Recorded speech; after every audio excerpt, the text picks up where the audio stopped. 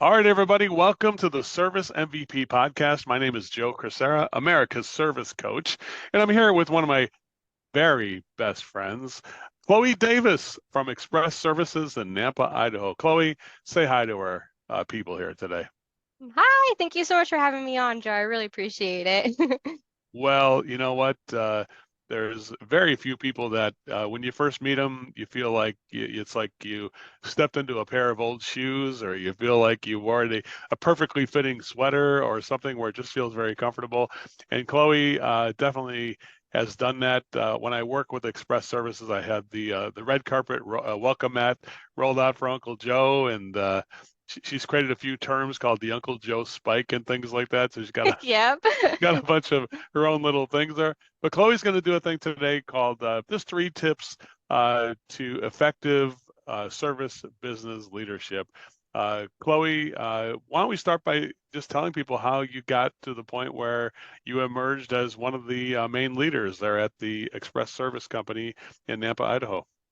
Yeah, so it's been quite a journey in terms of my father starting the business in 2006. And it came to the point where I was in between going to college and figuring out the direction I wanted to go. And I was given the opportunity to work for the business in doing data entry and quote unquote marketing. Hmm. I just mainly posted memes. And as I, and as I started going to school and taking my business classes at Boise State, I started realizing that business was something that was second nature and something that I just fell in love with. And so I really started applying a lot that I learned from my college experience to the business. But it really came around when we went to Pantheon in 2019 and we discovered that we weren't the biggest fish in the sea. Hmm. Hmm. And so we And the set out. and the sea's pretty big too, isn't it? By the way, Oh it's a pretty yeah. big sea. Oh yeah. And so it was one of those exciting things where we didn't know how to get there, but we knew that there was a destination. And I just remember seeing a business on stage and they said that they were $10 million. And we were like, that's triple, quadruple our size. Like, that's crazy. How do you get there? And for me, I am naturally highly theoretical. So I love learning. That's one of the base things that motivates me is just learning. And we ended up going visiting other shops, and it was just so natural for me to learn other businesses' ways and start doing them in our business. And it got to the point where we just kept doing this. We kept learning, from you, your processes. We kept learning from other processes as well too. And we just kept implementing and implementing. And there was a very high level of mutual respect between my dad and I, and it just got to the point where one day he looked at me and he goes, you've ran really hard. You've helped implement a lot of things in this business. Do you want to be, the CEO of the company? And I had to take a step back and say, of course, this is something that I would absolutely love to do, but what do those shoes look like and how can I fill them best to be me? So I read a lot of books. Readers are leaders. Hmm. And Hmm. And that's when I really started pushing the company forward, being the CEO of the company. I still have a lot of backing and a lot of respect from my parents. They still help me out, but also the leadership team. And that was something that has been really fun and exciting is to watch their growth, not only my growth as a leader, but also their growth too. So just a lot Well, of learning. that's really great. Well, I do notice that. I said one couple things I want to make sure I do make some special mentions, honorable mentions here, because and I did promise Ben, who is your father, Hmm. Ben Davis, that I would get him on the podcast too. I think he was a little bit like, hey, maybe someday I'll get on there. Out there. I'm like, yeah, right. You're right. You'll get. Don't worry, we're going to get you there, Ben. But truthfully, Ben and Jennifer Davis are two of the Hmm. finest people. I think you'll agree with me too, right, Chloe? That they're two of the finest people that anybody could ever hope to meet, and Yeah. all heart in so many ways, and so giving. And Ben and the team, the Express team, and you, Chloe. really embody the thing I've always said about contractors, that they would give their last dime to make sure that their employees were Oh, yeah. educated and got what they need to perform their job right. Does that make sense?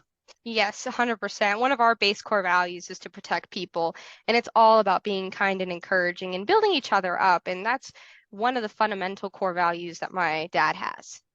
And Yeah, I so think it's I really think that's good to true, see it. and they live it out too. I mean, seriously, Mm-hmm. when even though even when they deliver bad news, sometimes they definitely know how to do that in a kind and caring way. You always leave a meeting with the Davis family feeling cared for, respected, and supported for sure. Well, if you don't mind, Chloe, I mean, although we can have this, we could have a bouquet of roses given to each other for could probably do that for a couple hours. There's so many great things we could say about each other, but let's talk about these tips. I know becoming a leader, and Ben has, I do recall him investing both the time and the energy and money to get you leadership lessons and some training on leadership and things like that as Mm-hmm. well too. Why don't we go ahead and just have you, from your point of view, as somebody who's recently been elevated to one of the highest positions in the company, just give us 3 tips that you can say were instrumental in your journey to becoming a leader. And listen, I know it's not, it's always a work in progress. No, we're never, even me, I never look at Mm-hmm. myself like I'm finished. Like I've got a lot to learn, and I'm willing to. So I'm going to take some notes right now and get my trusty pen right here. So I'm going to get this and take some notes and see what I can learn from you right now. So give us the first tip, if you can, for effective leadership in a service contracting business. What do you think? Well, for me, number one, the definition of leadership is getting people to do what you want them to do because they want to do it. Mhm. So it's not about forcing people to do things. It's about getting a team to be able to accomplish a goal because they want to accomplish it. You always have to answer the what's in it for me. Why should they care about this goal? Not just because they get to keep their job, but why? So you have to be able to set up some clear expectations. And with these clear expectations, you have to be able to show them how it's going to impact them professionally and personally. So with clear expectations, that was a huge road bump that our team experienced, and I loved watching it. It was big, big growing pains. With clear expectations, that's just setting up a KPI, a key fundamental, a performance indicator, and where you want them to be and when you want them to get there by. So you Mhm. can't just say, oh, I want your average ticket to go from $300 to $500. You have to set an actual deadline and a date in order for them to be able to do that with that clear Mhm. expectation, and be willing to help them. I think that was one of my favorite things was watching our team members actually ask for help instead of us feel like we're dragging them along. One thing I noticed when I was up there and working with you guys a couple times now is that there'll be a lot of good ideas I put on the board, and everybody like, oh, that's a good one, Uncle Joe, and that's like, it sounds good, and then we'd have a meeting about it, and then we had a guy, Ben specifically, was very great at creating scrutiny of the idea and saying, okay, it sounds like a great idea. And he was like, when we were doing it, he was on board. Then all of a sudden, he had this moment. He always had this moment at the end of every time we had an idea. He said, "All right, well, what's the actionable item? What are we doing about this then? Hmm. Because otherwise, nothing happens." And so it wasn't just that. It's like, in a way, they say leaders are kind of like the ultimate salespeople, getting people to do what you want them to do, but make them want to do it. Just like Hmm. when you sell a customer, you can't have the customer forced to buy something. How important is it that you have a guy like Ben, a partner like him, to create that scrutiny to make sure that it becomes actionable? Tell me about, because you mentioned the deadline part of it. That kind of inspired me to think about him Hmm. when you said that to me. Was that So wrong to say that? What do you think? uh, that is a huge thing that needs to be embedded into the culture, not just from one person driving it. And Ben had always and still does a really good job pushing the team to be able to clarify those kind of things. But it gets to a certain point in time where that natural instinct has to be taught down the leadership ladder. Because if it is just the one person pushing it and pushing it, it's great, but it only goes so far. So that was something that I've been really focusing on throughout the past 2 years, pushing that type of natural instincts down into the team. A big thing I've had to learn is common sense isn't the same for everybody. So something I feel is quote unquote common sense Hmm. isn't common sense for one of my other leaders, but they have huge strengths and have other things that are common sense that aren't to me. So there's these key fundamental things like setting up clear expectations that I've had to constantly morph into an actual behavior that they do automatically and on their own. And so Ben was, like I said, was just a really good fundamental piece to that foundation. And then we've learned to push that down to the rest of the team. It's Yeah, it's I, hard. yeah, I think it brings up a really good point about sometimes you need a little bit of a distance. Like sometimes when he was like letting you kind of lead the thing, and then he took a little step back and said, "Yeah, okay, I'm seeing the whole picture now, not just the idea we have, but how are we going to make this actionable?" And so, number one, I would say inspiring people to make your idea their idea, so they're on Hmm. board. Number two, you already gave me number two. You didn't warn me you're going to give me that, Yeah. which is KPIs and a Hmm. vision. And a deadline, like we just Hmm. talked about, the accountability of a deadline there. Man, we have so many lessons. I mean, I don't know why we only have three, but that's just what I try to figure out. But anyway, what else you got? Can you move on to another one? I mean, they're all kind of blending together actually. But go ahead and tell me another one if you got something else in the hopper. I do. With leadership, it's don't make it personal. I think that was a huge thing where we can make the policy or procedure the bad guy. And it just makes leadership so much more um, actionable for the management team members when we're able to really refer a policy or procedure and not make it personal anymore and say, hey, we're here to work together. Here's the expectation. Here's the policy or procedure, like the Uncle Joe process for doing a standard service call. Here is this process written down. Here's what you're doing. Let's work together to get there. Far too many times as our leadership team was developing, did we make it too personal? And that's when a team member feels attacked. They put their Mm, guards up immediately and then they start justifying their actions. But if you have some guidelines written down and you say, no, here's the process. We're both agreeing on this.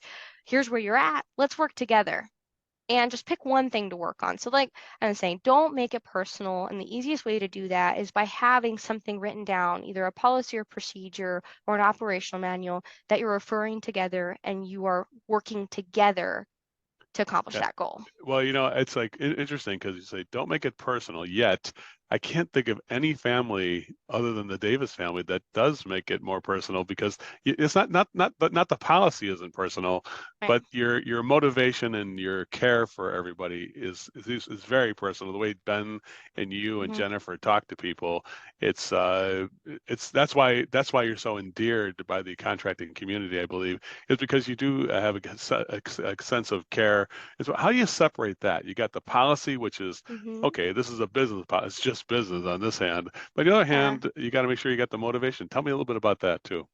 I put so much passion, and so does my dad and my mother, with creating a career path. Our motto, and I'm implementing this from somebody, I've heard this before, Hmm. is if it's meant to be, it's up to me.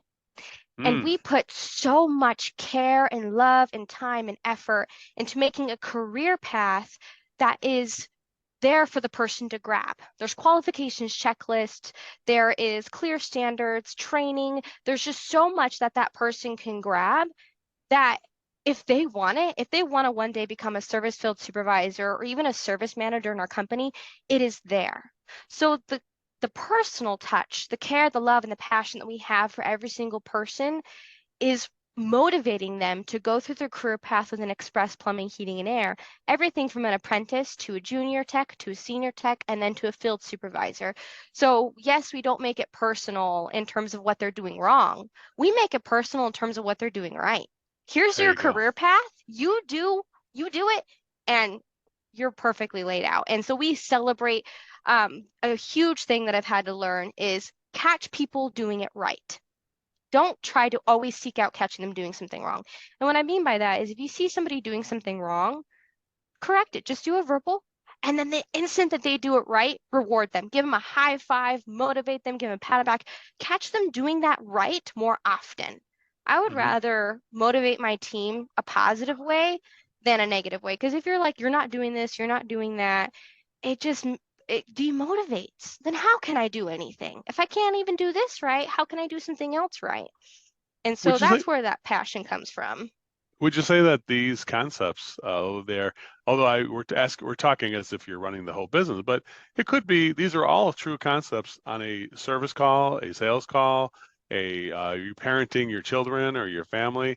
Do you live these truths, which are self-evident in all parts of your life, Chloe? How's that work out there?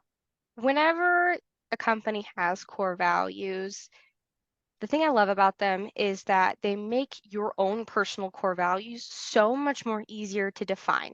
Because, like, things like, demonstrate integrity, we can all pretty much agree that that's a pretty easy thing to do.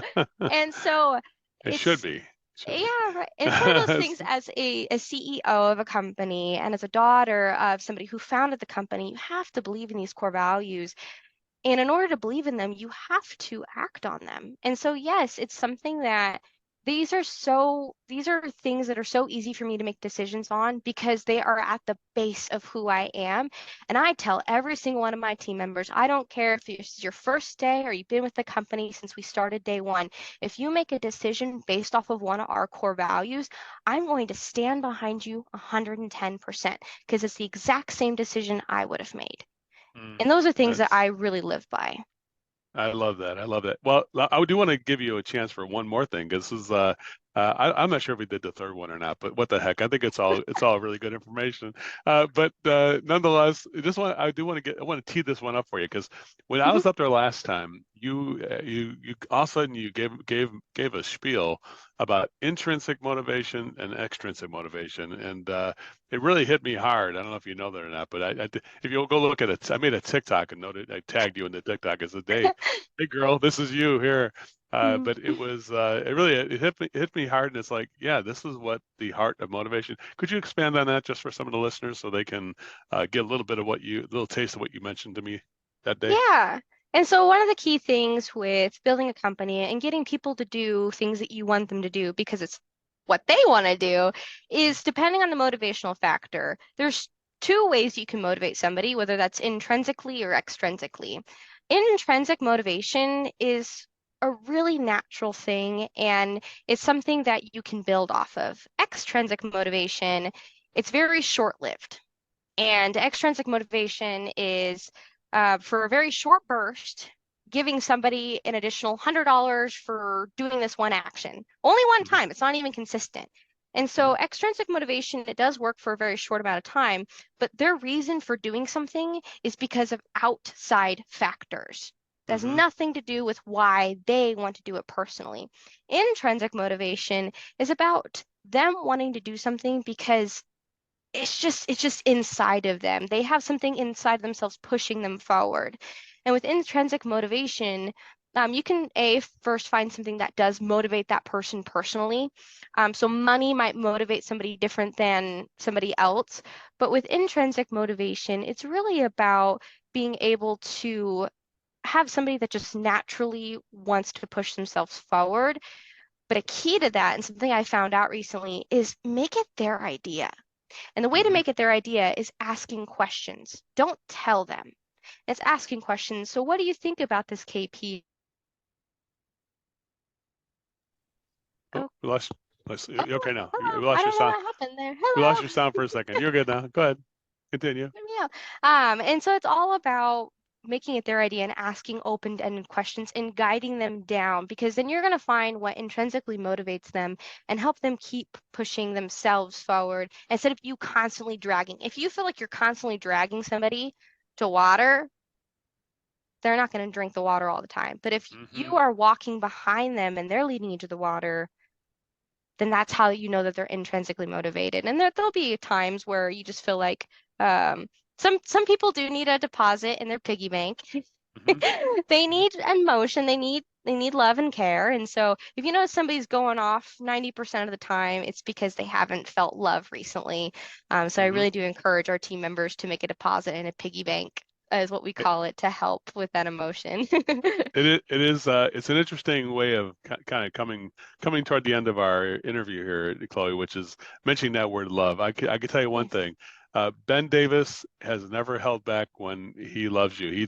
He literally, I don't think I've ever heard any client say, "Hey man, I love you," and I'm I'm like, it just I just got a chill in my spine now when I said it because he has never held back in his feelings when he does love somebody, and it is a certain there's different forms of love, obviously, but his love for other people is so evident, and obviously it's filtered down into you, Chloe, and you're definitely a great representative for the family and for the company and for all of Idaho. I might say that as well. And Thank you. and definitely I want to say thank you, and I love you. I love your family as well too. To make sure you guys all understand that as well. Okay. Well, I love you too, Uncle Joe. Oh, my pleasure. All right, everybody. If you ever want if you ever want to talk to Chloe, she's an open person, and just don't flood them too much. They had a thing where they were on the Service Titan video thing, and they got flooded with calls. Like, all right, turn that video off. But I won't do that because I don't think my podcast has got that same capability as Service Titan has. But Chloe, thanks a lot for being on the podcast here today, and thanks for your amazing example of what great leadership is about. And I know that we're always working on it, and definitely I can't think of anybody I would rather work with than you. Thank you so much for having me on, Joe. I really appreciate it. Thank you, Chloe.